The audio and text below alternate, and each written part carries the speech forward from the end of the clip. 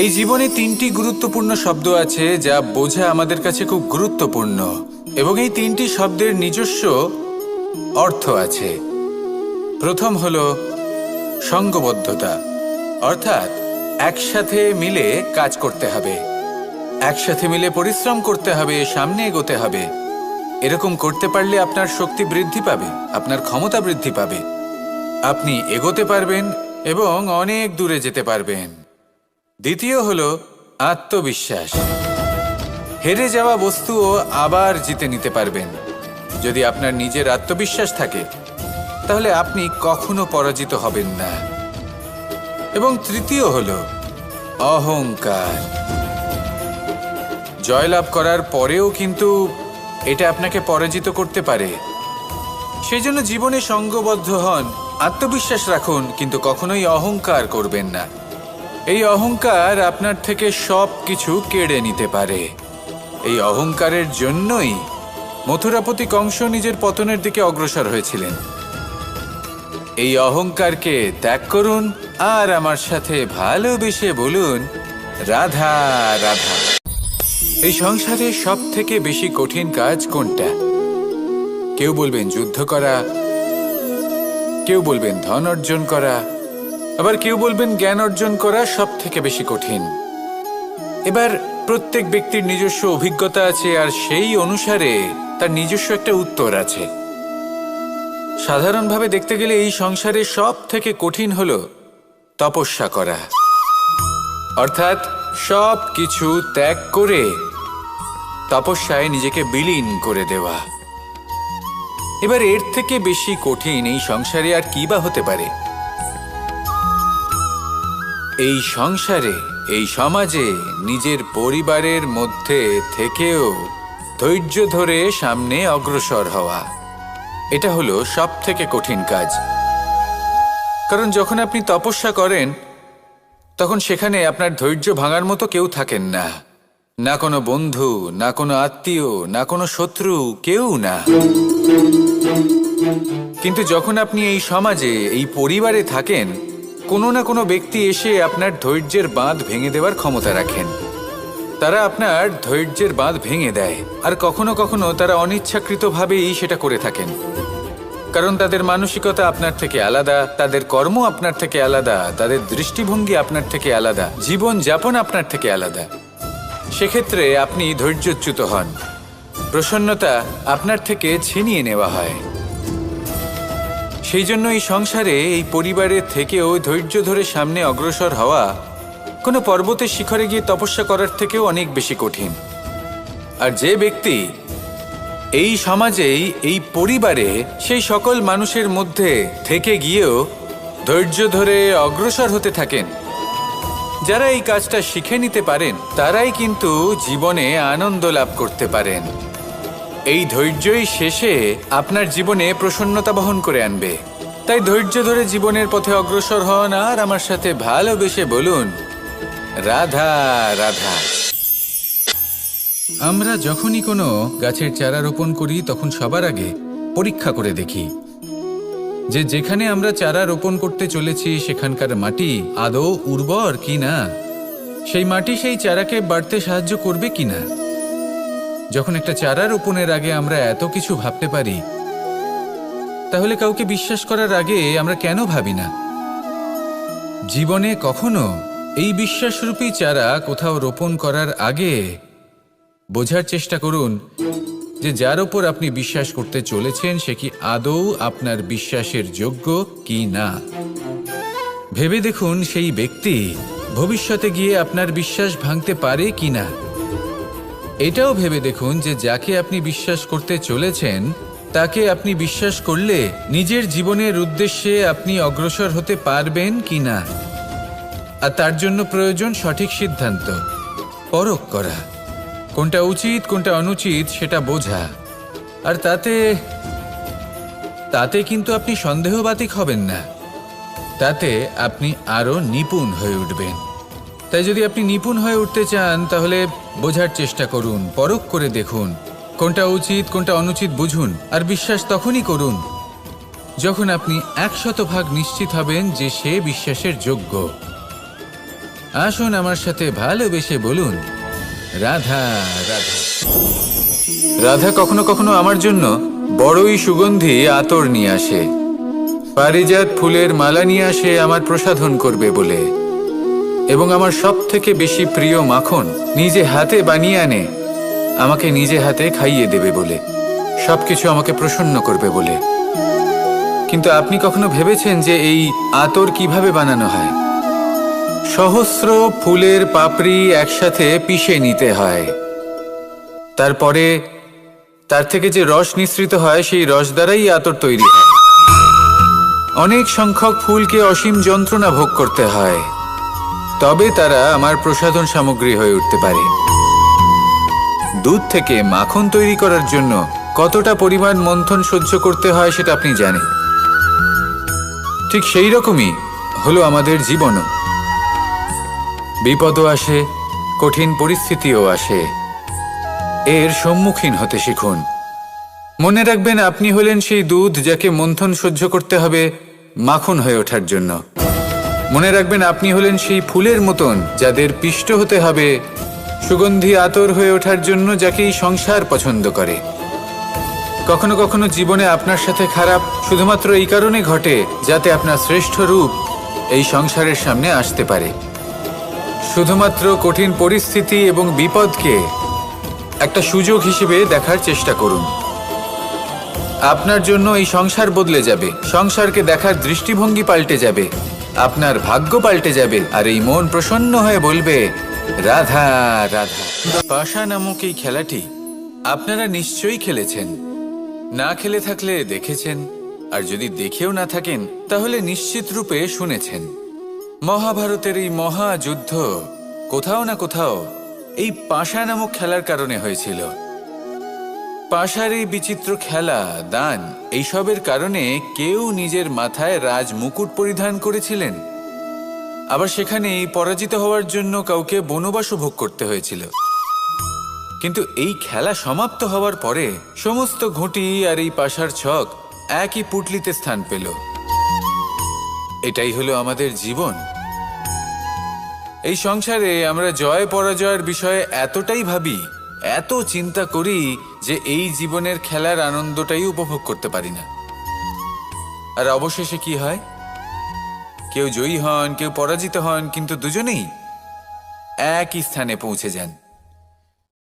প্রত্যেক ব্যক্তি মৃত্যুর পরে একটি নির্দিষ্ট স্থানেই পৌঁছতে বাধ্য, কিন্তু ততক্ষণ এই জীবন, এই খেলা, তার আনন্দ উপভোগ করুন। এই সংসারে সেই ব্যক্তি শ্রেষ্ঠ স্থানে পৌঁছতে পেরেছেন যিনি এই সংসারকে প্রকাশ প্রদান করেছেন, যিনি কখনো জয় পরাজয় এ বিষয়ে ভাবেননি, শুধু এই জীবনের খেলার আনন্দ উপভোগ করেছেন। এটাই আপনিও করুন, আর আমার সাথে ভালোবেসে বলুন, রাধা রাধা। প্রত্যেক মানুষ নিজের জীবনে দুঃখ অনুভব করেন। প্রত্যেকের দুঃখ আলাদা হতে পারে। কারোর মনে এই দুঃখ থাকে যে সে তার বাবা মায়ের সব ইচ্ছে পূরণ করতে পারেননি। কেউ এটা ভেবে দুঃখ পান যে সে চিরকাল সদাচার করেছেন, সৎকর্ম করেছেন, কিন্তু তাও তাকে দুরাচারী বলে মনে করা হয়। কেউ এটা ভেবেও দুঃখ পান যে তার সামনে যে ব্যক্তি রয়েছেন তার চোখে তিনি শত্রু হয়ে উঠেছেন বা দুষ্ট হয়ে উঠেছেন, যেখানে তিনি হয়তো কোনো অনুচিত কাজই করেননি। এবার এই সমস্ত বিষয় নিয়ে ভেবে নিজের ব্যক্তিত্ব নিয়ে সন্দেহ প্রকাশ করবেন না। যদি নিজের ব্যক্তিত্ব নিয়ে কোনো সন্দেহ থেকে থাকে তাহলে কর্ম সংক্রান্ত প্রশ্ন করুন যে আপনি যা করেছেন তাতে কি উচিত ছিল, কি অনুচিত ছিল। যেটা প্রয়োজন সেটা এটা বোঝার যে আপনার অন্তর্মন, আপনার বিবেক আপনাকে কি বলছে, আর আপনার অন্তর্মন আর আপনার বিবেক আপনাকে যেটা করতে বলবে শুধু সেটাই করুন। আর তারপরে এই সংসার কি বলবে, কি ভাববে সেসব নিয়ে ভাবতে যাবেন না, কারণ এই সংসার তো ঈশ্বরকেও প্রশ্ন করে থাকে, ঈশ্বরকেও দোষী মনে করে। কখনো কখনো যখন কোনো ঘটনা মানুষের ইচ্ছা অনুযায়ী ঘটে না, তখন মানুষ এটা বলে যে হে ঈশ্বর, আপনি আমার পাশে থাকলেন না, আপনি বড়ই কঠোর, এটা আপনার দোষ। যেখানে বেশিরভাগ সময় হয়তো সে নিজেই নিজের কর্মফল ভোগ করছে। আর কখনো কখনো ঈশ্বর হয়তো তার জন্য আরো ভালো কোনো পরিকল্পনা করে রেখেছেন, কিন্তু মানুষ সেটা বুঝতে পারে না। তাই দিনের শেষে যেটা প্রয়োজন সেটা হলো নিজের মনের কথা বুঝতে হবে। আপনার বিবেক কি বলছে শুধু সেটাই করুন আর সামনে এগোতে থাকুন। আমার সাথে ভালোবেসে বলুন, রাধা রাধা। পরিবর্তন, এটা হলো সৃষ্টির অমূল্য নিয়ম। এই সংসারে সবকিছু সময়ান্তরে পরিবর্তিত হয়, এই সময়ও পরিবর্তিত হয়। পরিবর্তন চিরকাল হয়ে এসেছে আর চিরকাল হতে থাকবে, কিন্তু এবার আমরা সেই পরিবর্তন কিভাবে লাভ করব যেটা আমাদের প্রয়োজন, যেটা আমরা চাই। আমরা জীবনে বিকাশ চাই। এই বিকাশ কিভাবে লাভ করতে পারি? এই প্রকৃতি কিন্তু আমাদের অত্যন্ত উত্তম উদাহরণ দিয়ে বুঝিয়েছে। একটি বিন্দুর উদাহরণ দিয়েছে যা ভবিষ্যতে একটা বিশাল নদীর আকার ধারণ করে। এটা কিভাবে হয়? মেঘ থেকে একটি বিন্দু ঝরে পড়ে সেই পর্বতের ওপর যেখানে হিম আছে।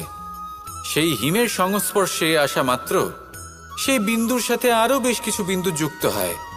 তারপর তারা অগ্রসর হয়, আরো কিছু বিন্দু যুক্ত হয়, আস্তে আস্তে একটা ক্ষীণ ধারার রূপ ধারণ করে এবং সেটাই ভবিষ্যতে আরো এগোতে থাকে। অনেকটা যাওয়ার পর যখন অনেক সংখ্যক বিন্দু একসাথে যুক্ত হয় তখন সেটা বিশাল নদীর আকার ধারণ করে। এবার আমরা মানুষ বলে আমাদের সাথে এই নিয়মের অন্যথা হয় তা নয়। আমরাও এই প্রকৃতির অংশ, আমাদের ক্ষেত্রেও একই নিয়ম প্রযোজ্য।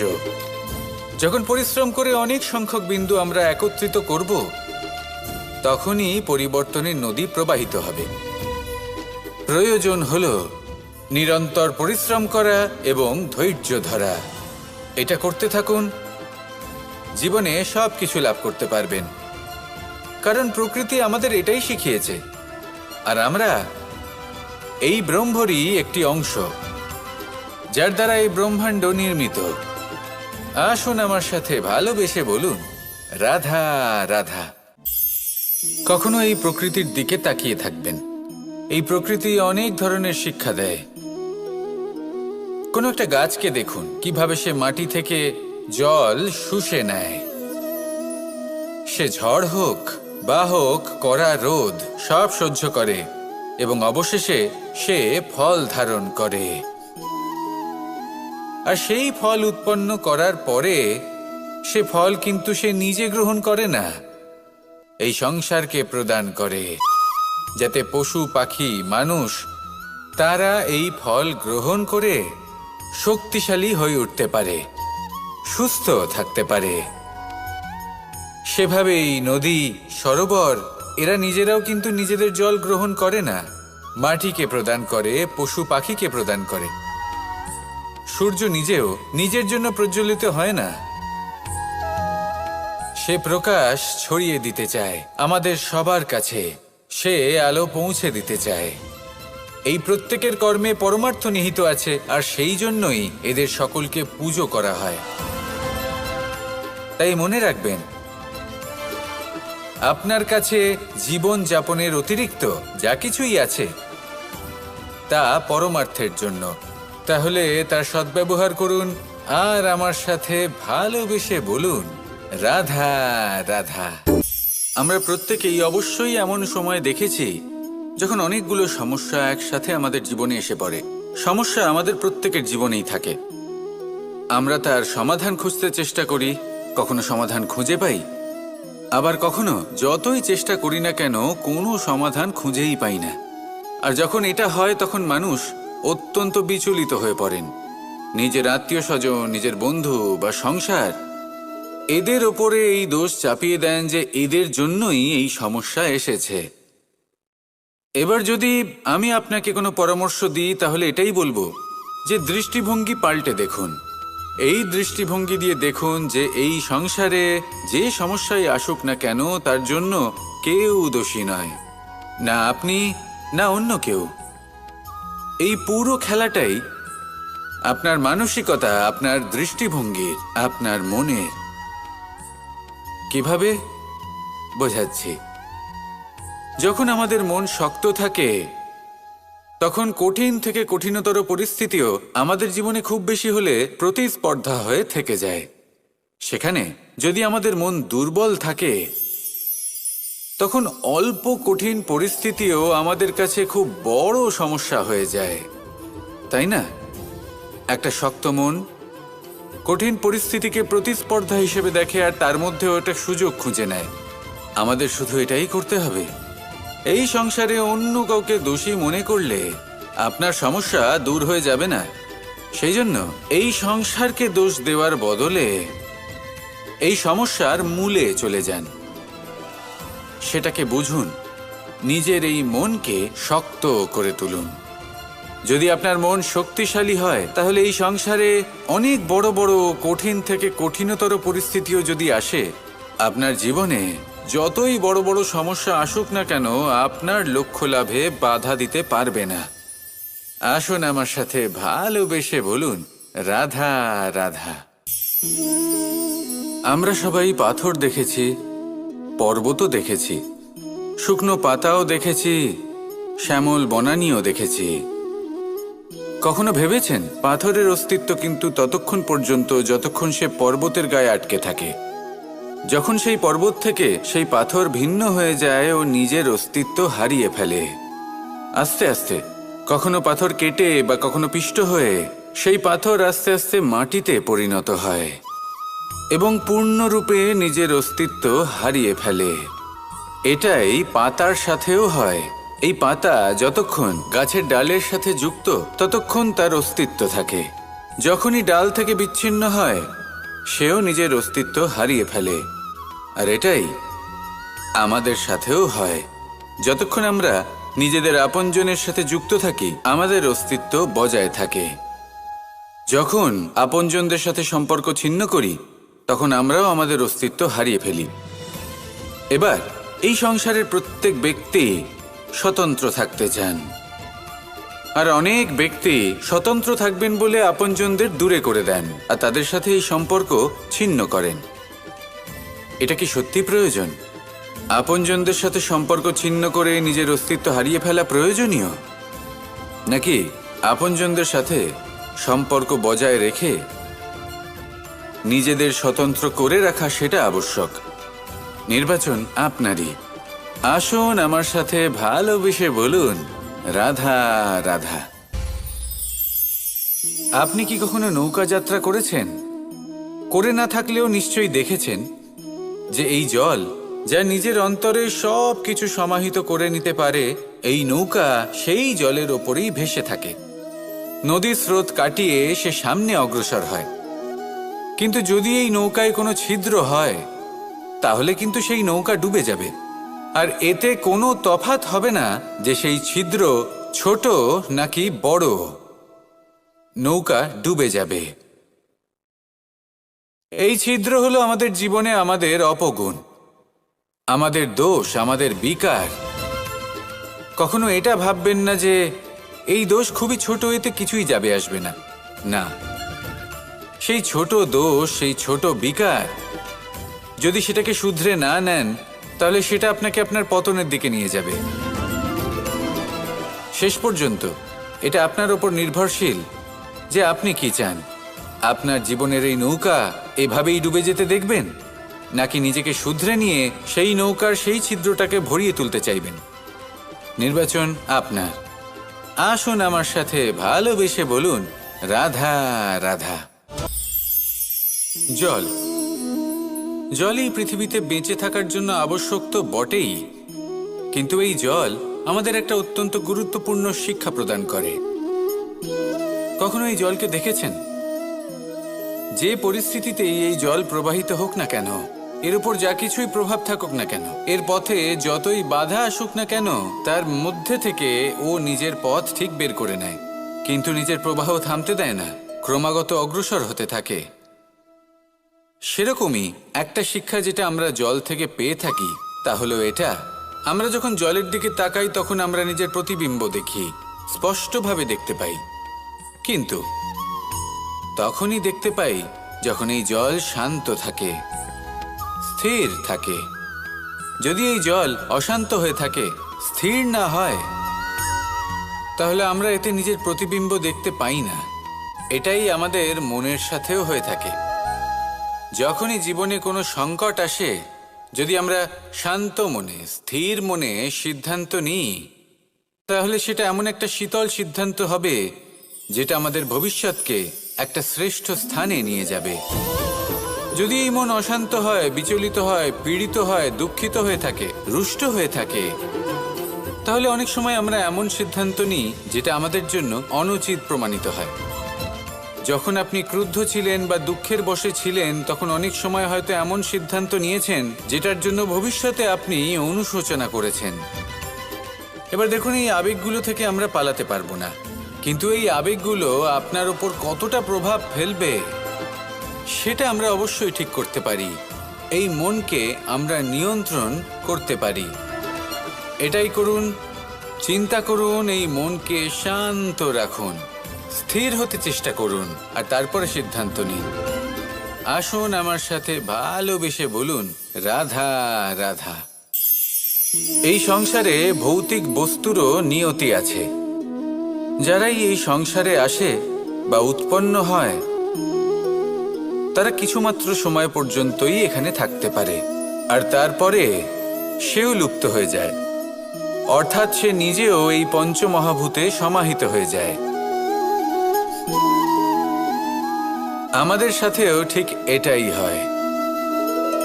সেই জন্যই ঈশ্বর দ্বারা প্রদত্ত এই উপহারের বিষয়ে ভাবুন, এই জীবনের বিষয়ে ভাবুন। ঠিক যেমন বিশ্বাস ভঙ্গ হলে কোনো ব্যক্তি আমাদের কাছে অপরিচিত হয়ে যান, ঠিক সেরকমই শেষ নিঃশ্বাস ত্যাগের পর এই শরীরও আমাদের কাছে পরই হয়ে যায়। তাই এই শরীর থাকাকালীন শ্রেষ্ঠভাবে একে সদ্ব্যবহার করুন, এই জীবনে শ্রেষ্ঠ কর্ম করুন। আর এই জীবনকে শ্রেষ্ঠভাবে যাপন করার জন্য কিছু কথা বোঝা প্রয়োজনীয়। যদি আপনি কারোর প্রশংসা করেন, তাহলে পূর্ণ হৃদয় দিয়ে করুন। যদি আপনি হস্তক্ষেপ করে থাকেন, তাহলে মস্তিষ্ক দ্বারা করুন। যদি আপনি সমীক্ষা করেন, তাহলে বিবেক দ্বারা করুন। যদি আপনি ধন অর্জন করতে চান, তাহলে নীতি অনুসারে চলুন।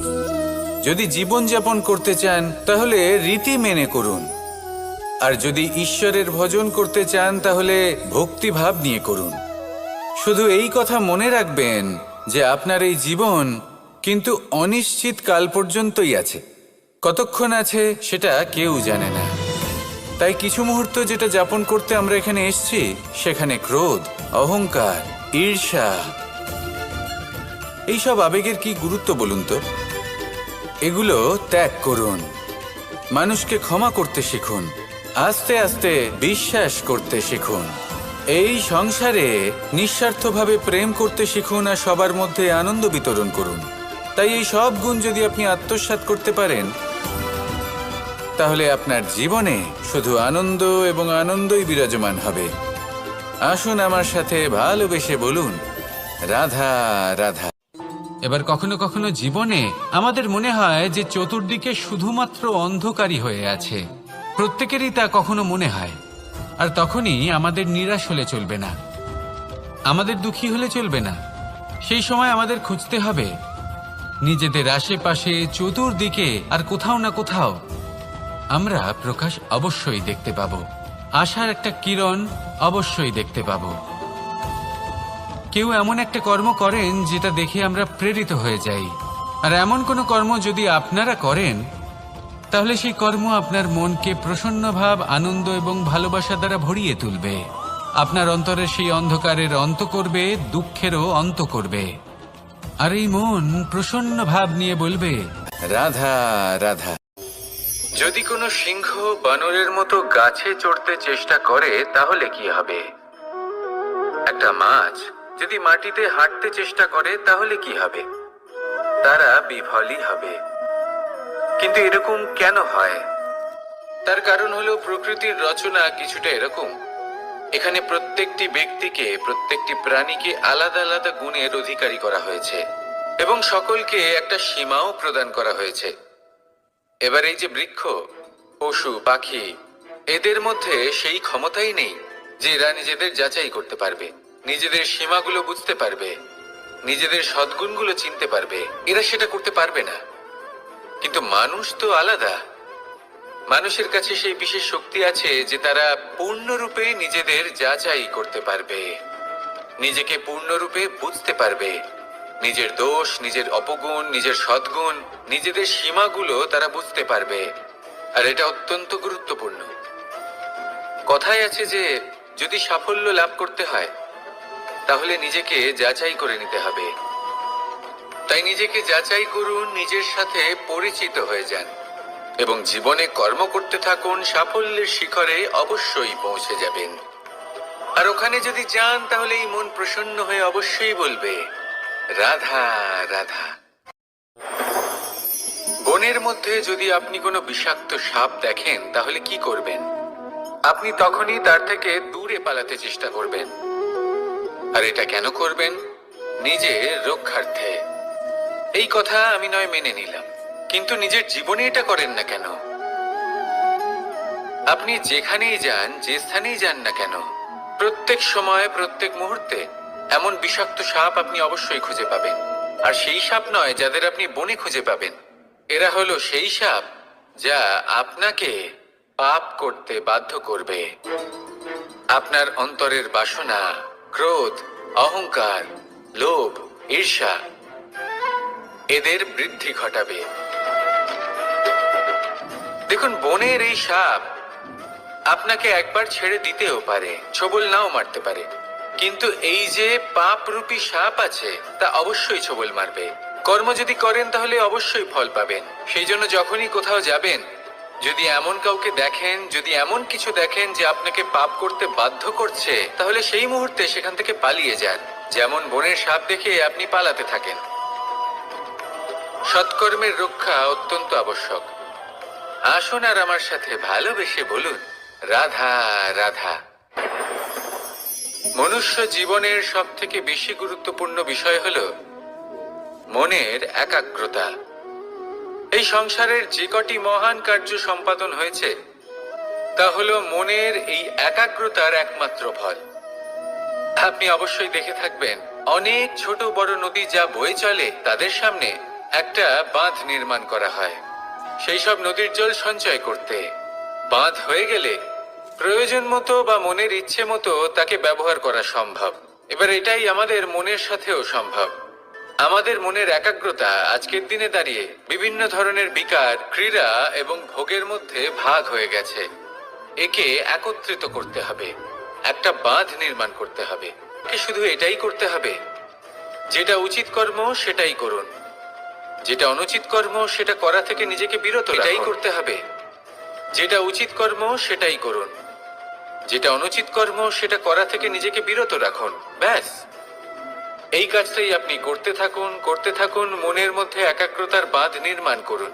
আর একবার যদি তা নির্মাণ হয়ে যায় তাহলে যখন চাইবেন, যেখানে চাইবেন, যতটা চাইবেন একাগ্রতা প্রয়োগ করতে পারবেন। আর একবার যদি আপনি এটা শিখে যান তাহলে এই সংসারকে বদলে ফেলার মতো কাজ আপনি করতে পারবেন, সমাজকে শোধরাবার মতো কাজ করতে পারবেন। তাহলে এই মনকে একাগ্র করুন আর আমার সাথে ভালোবেসে বলুন, রাধা রাধা। আমরা সবাই ফল খাই, কিন্তু আমাদের সেই ফলই প্রিয় হয় যে পরিপক্ক হয়ে ওঠে, যেটা নম্র হয়, আর যে ফল অনেক বেশি মিষ্টি আর সুস্বাদু হয়ে থাকে, যাদের রঙে বাহার দেখা যায়। সেইভাবে জীবনে আমরা নানান মানুষের সাথে পরিচিত হই, কিন্তু সেই মানুষই আমাদের মন ছুঁয়ে যায় যারা বিনম্র স্বভাবের, যাদের বাণী খুব মধুর, যাদের অন্তরে আত্মবিশ্বাসের একটা তেজ, একটা রং দেখা যায়। এবার এমন ব্যক্তি আমরা কি করে হব? ঠিক সেইভাবেই যেমন একটা ফল রোদ, বর্ষা, শীত, বায়ু এই সকল সংকটময় পরিস্থিতির সম্মুখীন হয়ে পরিপক্ক হয়ে ওঠে, সেইভাবেই মানুষ সংকটময় পরিস্থিতির সম্মুখীন হয়ে পরিপক্ক হয়ে ওঠেন। যদি এই সংকটের সম্মুখীন হন তাহলে অভিজ্ঞ হবেন, আর এই অভিজ্ঞতাই শিক্ষা দিয়ে যাবে। এই অভিজ্ঞতা আমাদের শিখিয়ে দেয় যে আমাদের বিনম্র থাকতে হবে। অহংকার করে কোনো লাভ নেই। মধুর বাণীর যে কি মূল্য তা আমরা শিখতে পারি। এই অভিজ্ঞতাই আমাদের বুঝিয়ে দেয় যে উচিত অনুচিত কোনটা, আমাদের দৃষ্টিভঙ্গি তৈরি করে, আর এই দৃষ্টিভঙ্গি দ্বারা আত্মবিশ্বাস জাগ্রত হয়। সেই জন্য জীবনে কখনো বিপদ থেকে দূরে পালাবেন না, সেগুলোর সম্মুখীন হন, অভিজ্ঞতা লাভ করুন, তার থেকে শিক্ষা লাভ করুন, এইভাবেই পরিপক্ক হবেন। আসুন আমার সাথে ভালোবেসে বলুন, রাধা রাধা। ধন সঞ্চয় করা সম্ভব, আর সেই জন্য ধন সব থেকে বেশি মূল্যবান সম্পত্তি নয়। এবার আপনি বলবেন, এ আমি কি বলছি? এই ধন খুব মূল্যবান, আমরা সকলে অর্জন করতে ব্যস্ত। সেটা এই কারণে, কারণ আপনারা জানেন না এই সংসারের সব থেকে বেশি মূল্যবান সম্পত্তি কি। এ হলো সেই সম্পত্তি যা কখনো সঞ্চয় করা সম্ভব নয়। আপনার কাছে যতই ধন থাকুক তা দিয়ে আপনি স্বাস্থ্য লাভ করতে পারেন, বাড়ি কিনতে পারেন, আদি ইত্যাদি, কিন্তু আপনি যতই ধনী হন না কেন, ফেলে আসা দিনের একটা মুহূর্ত আপনি লাভ করতে পারবেন না। এই একটা মুহূর্ত, এই সময়, এটাই হলো সংসারের সব থেকে মূল্যবান সম্পত্তি। একবার চলে গেলে তা কখনোই ফিরে আসে না। আর এই মুহূর্ত যতই চলে যাক না কেন, আমরা স্মৃতির মাধ্যমে সেগুলি যাপন করতে পারি, তার আনন্দ উপভোগ করতে পারি। আর যার সাথে আমরা সময় অতিবাহিত করেছি তার স্মৃতিতে আমরা চিরকাল জীবিত থাকতে পারি। সেই জন্য সময় সব থেকে মূল্যবান সম্পত্তি, তাকে এইভাবে নষ্ট করবেন না। প্রত্যেকটা মুহূর্ত উপভোগ করুন, আনন্দ করুন, আর ভালোবেসে বলুন, রাধা রাধা। কনক, কি সুন্দর একটা শব্দ। এর অনেকগুলো রূপ রয়েছে, অনেকগুলো অর্থও রয়েছে। প্রথম অর্থ হলো স্বর্ণ, অর্থাৎ সম্পত্তি। দ্বিতীয় অর্থ ধুতুরা, অর্থাৎ গাছের ছোট একটা বীজ, যা কিনা অত্যন্ত শক্তিশালী হয়। যদি বেশি মাত্রায় এর প্রয়োগ করা হয় তাহলে এটা বিষময় হয়ে উঠতে পারে। এই হলো সেই ধুতুরা যার প্রয়োগ মহাদেবের পুজোতে করা হয়। এবার প্রশ্ন হলো এটাই যে এই স্বর্ণ এবং এই ধুতুরার মধ্যে মিল কি রয়েছে। মিল হলো এটাই যে এই দুটোই মানুষকে মত্ত করে তোলে। ধুতুরা মানুষকে তখন মত্ত করে যখন তাকে সেবন করা হয়, কিন্তু স্বর্ণ, ধন, সম্পত্তি, মানুষ এটা যতটাই অর্জন করে নেয় সেটাই যথেষ্ট। এই স্বর্ণ মানুষের ভাবনা চিন্তা করার ক্ষমতাকে বশ করে ফেলে। মানুষ সম্পত্তির লোভে মত্ত হয়ে ওঠে, কারণ যে যত চমৎকারী, যতটা অমূল্য হয়, তাকে সামলানো কিন্তু ততটাই কঠিন, তাই না? তাই মনে রাখবেন, ধন, স্বর্ণ, সম্পত্তি এগুলো ধুতুরার থেকেও অনেক বেশি বিষাক্ত হতে পারে। তাই এর ওপর আত্মসংযমের একটা কবচ পরিয়ে রাখবেন এবং বিবেকের শক্তির সাথে এগুলো প্রয়োগ করুন, তবেই কল্যাণ হবে। আসুন আমার সাথে ভালোবেসে বলুন, রাধা রাধা। রোগ যদি এসে থাকে তাহলে তার ওষুধও অবশ্যই আসে। সমস্যা যদি আসে তাহলে সেই সমস্যার সমাধানও নিজে থেকেই আমাদের কাছে চলেই আসে। এই সংসার, এই জীবনের শুধুমাত্র একটাই নিয়ম আছে, আর তা হলো এটাই, এই সংসার হলো একটা চক্রের মতো। এতে শাশ্বত বলে কিছু নেই, নিত্য বলে কিছু নেই, আর যা কিছুই রয়েছে সব বদলাতে চলেছে। যদি আপনার জীবনে দুঃখ থাকে, সমস্যা থাকে, যদি আপনি বিপদ দ্বারা আচ্ছন্ন, তাহলে মনে রাখবেন সবকিছু বদলে যেতে চলেছে। দুঃখের সময় কাঁদবেন না, মনকে আরো দুঃখী করে তুলবেন না, কারণ এখানে যা কিছুই এসেছে তা যাওয়ার জন্যই এসেছে। তাহলে এত চিন্তা কিসের? আনন্দ সহকারে জীবন যাপন করুন, আর আমার সাথে ভালোবেসে বলুন, রাধা রাধা। মানুষের জীবনে তিনটি গুণ অত্যন্ত প্রয়োজনীয়: শ্রদ্ধা, বিনম্রতা, যোগ্যতা। যদি জ্ঞান লাভ করতে চান তাহলে শ্রদ্ধার প্রয়োজন, যদি মান লাভ করতে চান তাহলে স্বভাবে বিনম্র হওয়া প্রয়োজন, আর যদি মনোবাঞ্ছিত স্থান লাভ করতে চান তাহলে যোগ্যতার প্রয়োজন। বিষয়টা সহজ। শ্রদ্ধা আপনাকে জ্ঞান দেবে, নম্রতা আপনাকে মান, আর যোগ্যতা উচিত স্থান দেবে।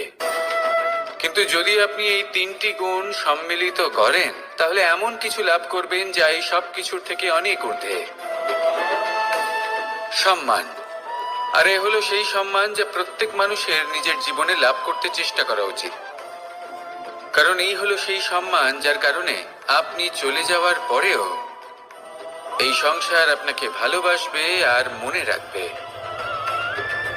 আসুন আমার সাথে ভালোবেসে বলুন, রাধা রাধা।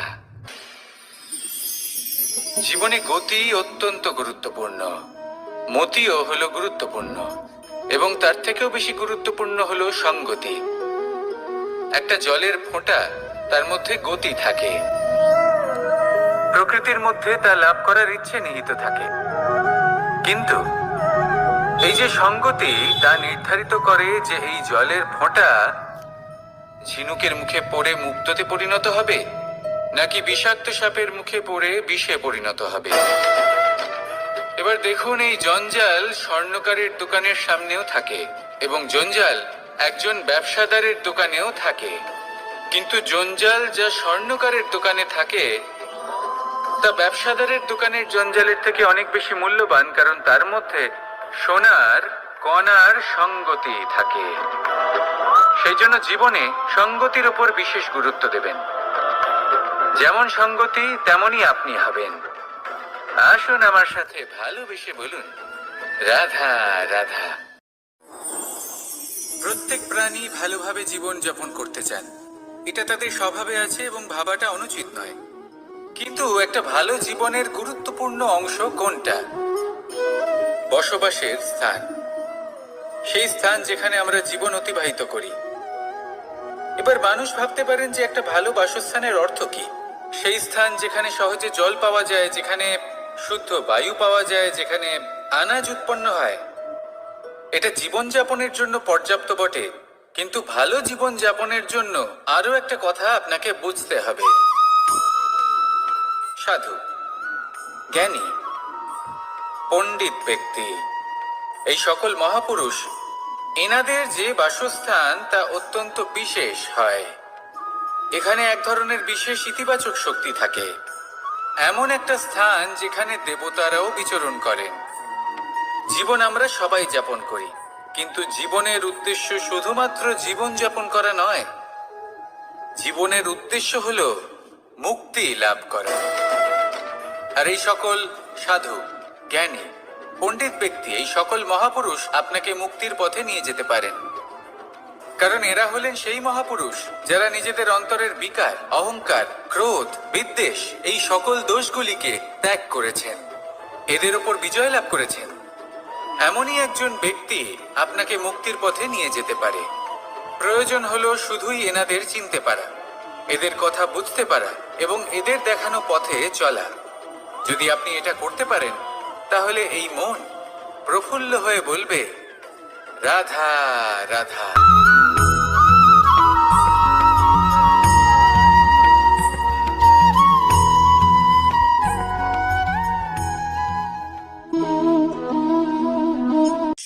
এই শুকনো পাতাটিকে দেখুন, নিষ্প্রাণ হয়ে পড়েছে।